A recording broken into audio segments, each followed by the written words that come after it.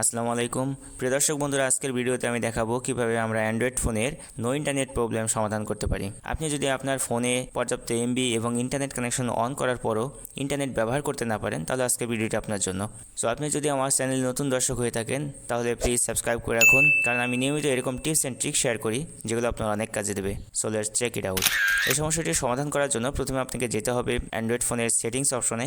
যাওয়ার পর উপরের দিকে সার্চ বারে সার্চ করতে হবে ডাটা লিমিট লিখে।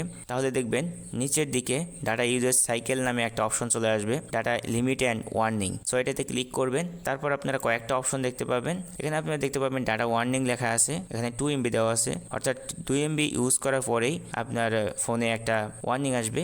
নিচের দিকে দেখতে পাবেন ডাটা লিমিট লেখা আছে 2 MB, অর্থাৎ 2 MB এর বেশি আপনি ব্যবহার করতে পারবেন না। এটার কারণে আসলে এই সমস্যাটা আপনার হয়েছে, নো ইন্টারনেট প্রবলেম। সো এখানে আপনি যত খুশি তত দিয়ে দেবেন, আমি মিনিমাম 20 GB পর্যন্ত দিলাম। তারপর আপনি স্ক্রিনে উপরের দিক থেকে নিচের দিকে একটা টান দিবেন। তারপর এখানে দেখতে পাবেন সেলুলার ডাটা লিমিট রিচড, এখানে ক্লিক করবেন।